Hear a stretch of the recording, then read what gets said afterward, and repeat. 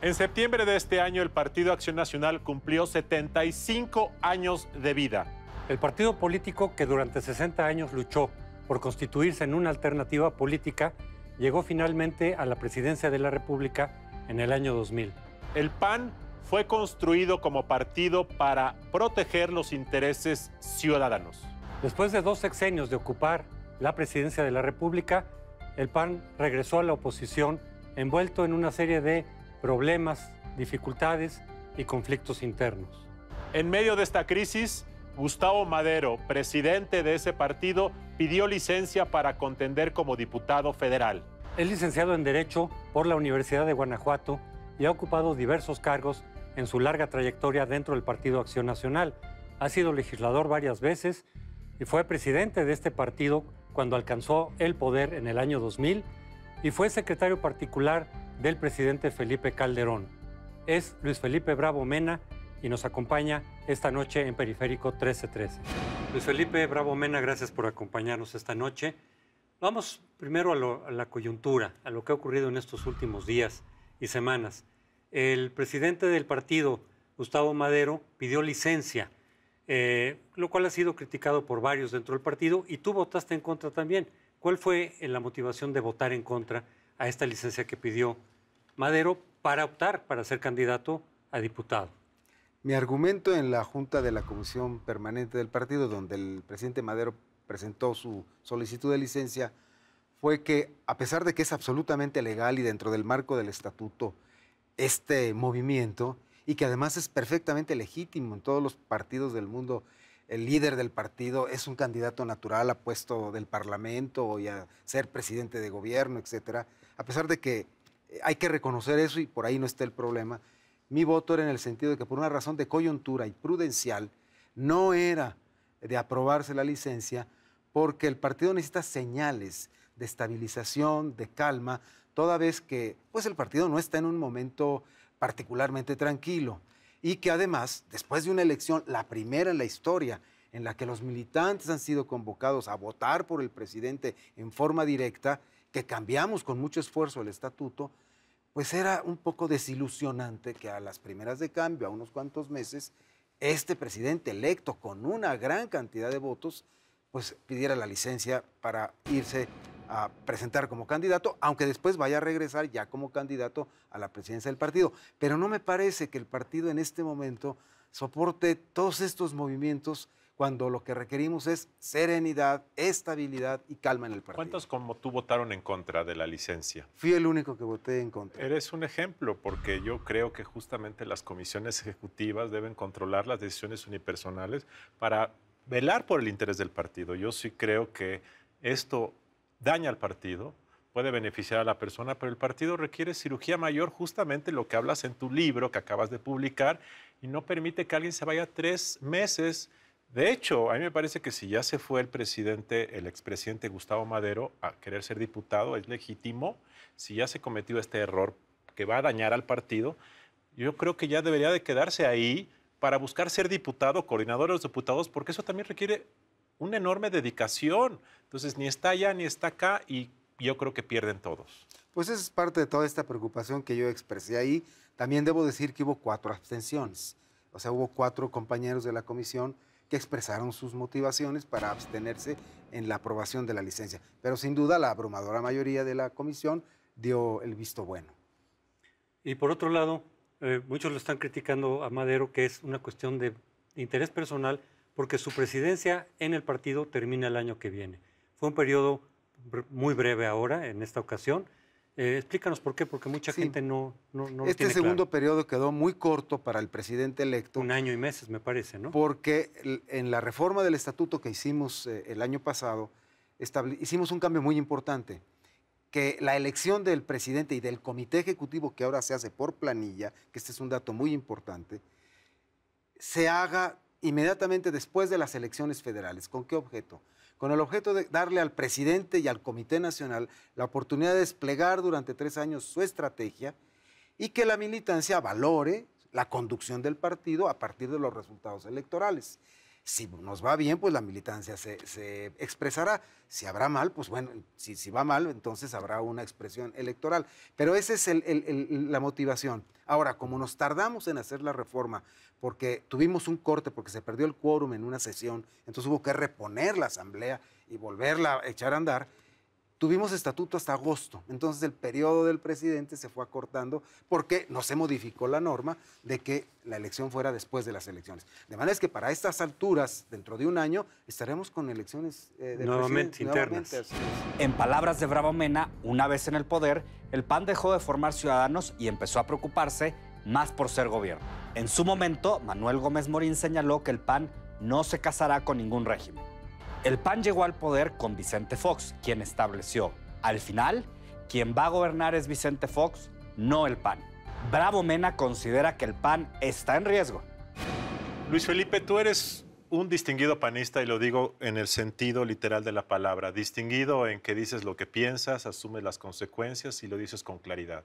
Pero tu partido, y eso hablas en tu libro, mientras no haya una mea culpa que se acompañe de acción, no va a cambiar nada.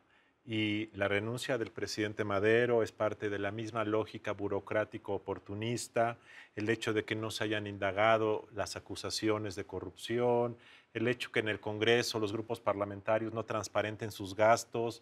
En fin, no hay congruencia, Luis Felipe, y yo no veo que de aquí a 2015 vaya a haber mucho cambio, y yo tengo la impresión de que como cualquier enfermo, tiene que tocar fondo, fondo, fondo para que empiece a cambiar. Yo espero que no lleguemos a ese punto. Mi libro tiene la intención de hacer una llamada de atención, una reflexión cariñosa al partido, profundamente cariñosa, leal a la institución, pero autocrítica, sin querer atacar a nadie en lo personal. Cuando le presenté el libro al expresidente Madero, le dije, no te traigo un ramo de flores, tampoco te traigo una piedra. Yo no soy tirador de primera piedra porque aquí todos debemos asumir la responsabilidad del deterioro de nuestra cultura interna, de nuestros métodos ciudadanos, de nuestros métodos democráticos, y todos debemos asumir la responsabilidad que nos toca, pero también asumir la responsabilidad de recuperar lo mejor del PAN, lo mejor de la esencia del PAN. Por eso el libro lleva el título Una esencia en busca de futuro. Recuperar lo que hizo al PAN grande, lo que hizo al PAN una institución servicial a los ciudadanos de a México y sin duda alguna un factor en la democratización del país. No es la primera vez que el PAN atraviesa una crisis interna. ¿Tú consideras que esta crisis de la que hablas en tu libro es distinta a las otras crisis que ha tenido el partido y por qué? Todas las demás crisis no tenían en el fondo un deterioro de la cultura interna. Es más, diría, el PAN salió de esas crisis porque estaba vigente, viva, vibrante la cultura del panismo, que yo llamo en el libro, que es el alma verdadera del PAN. Yo separo entre organización y panismo. Lo que mueve a la organización y lo hace ser lo que el PAN, los fundadores quisieron hacer con él, es esta cultura de panismo, de civismo, de democracia, etc.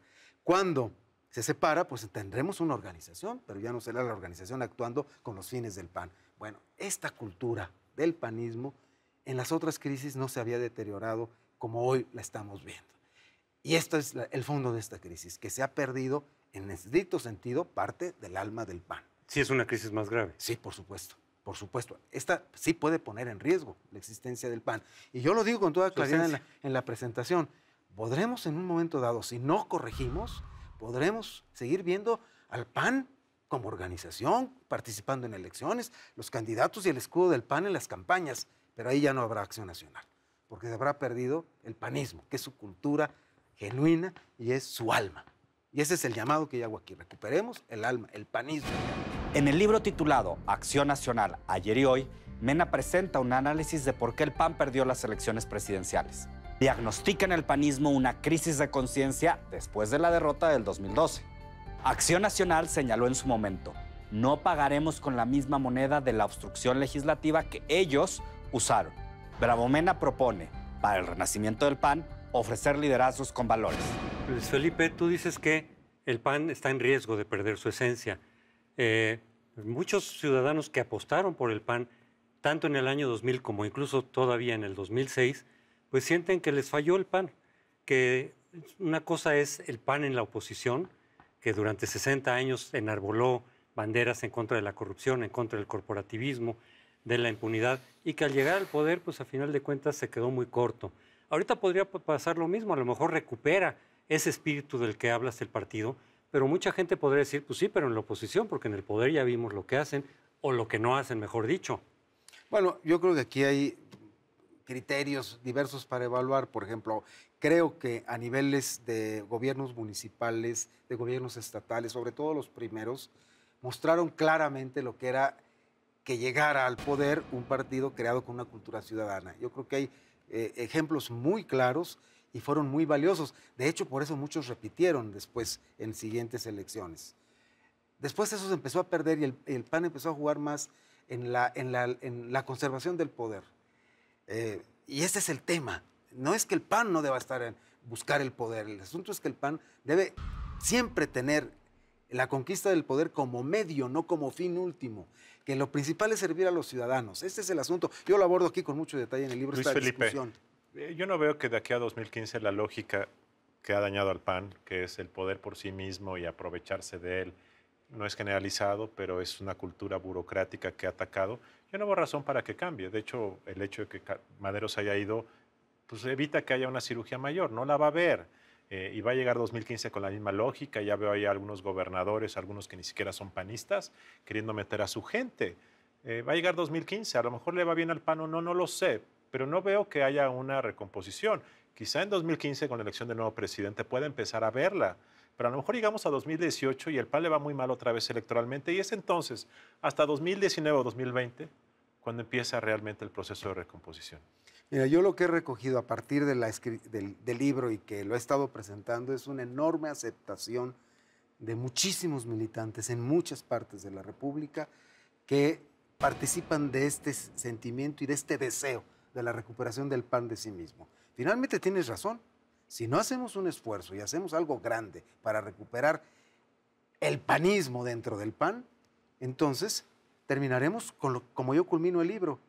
O el PAN se reencuentra en 2015 y en 2018 con lo mejor de sí mismo y sus mejores prácticas ciudadanas, o seremos la serpiente que se devora desde la cola. Como decía Castillo Peraza, un partido sin alma es una organización que se carcome a sí misma, es una serpiente que se devora desde su cola. Así cierra el libro, ¿eh? Es un reto claro. Yo marco algunas cosas que hay que hacer: recuperar el alma ciudadana, reinstitucionalizar al PAN, que pesen más las instituciones del partido que las personas, que los grupos, que las precandidaturas, y también el que seamos plataforma de lanzamientos de liderazgos ciudadanos. Si el partido así se hizo, eso fue lo que hizo grande al PAN, ir a la sociedad y localizar y llamar a los líderes cívicos, a los líderes ciudadanos para que estuvieran a la cabeza de las causas ciudadanas a través del partido. Pero son dos tareas distintas. Una, la recomposición interna con la convicción de los militantes panistas, y otra, convencer a los ciudadanos de que efectivamente se recuperó. O sea, pueden llevar... No hay otra manera de hacerlo más que haciéndolo. El ciudadano se va a convencer de que hemos comenzado con nuestras mejores prácticas, y Acción Nacional está nuevamente en el camino de su origen y de su esencia, haciendo las cosas. Y el primer paso es la autocrítica, y en ese sentido ese es el valor de tu libro. Pero ¿ha sido bien recogido dentro del partido? ¿Se acepta la autocrítica? Sí, extraordinariamente, y debo decirlo, en honor a la verdad y para decoro de quien sea, que el propio Gustavo Madero, sabiendo que el libro es muy crítico de él, lo recomendó y pidió a todos los miembros del Comité Nacional que lo leyeran. Incluso lo obsequió a los miembros de la Luis Felipe, pues ojalá tengan éxito. Gracias. Yo creo que tardará tiempo en recomponerse el partido. México necesita un PAN moderno, un PAN liberal. Por bien de la democracia, ojalá tengan mucho éxito tus ideas. Ha sido todo por hoy. Muy buenas noches.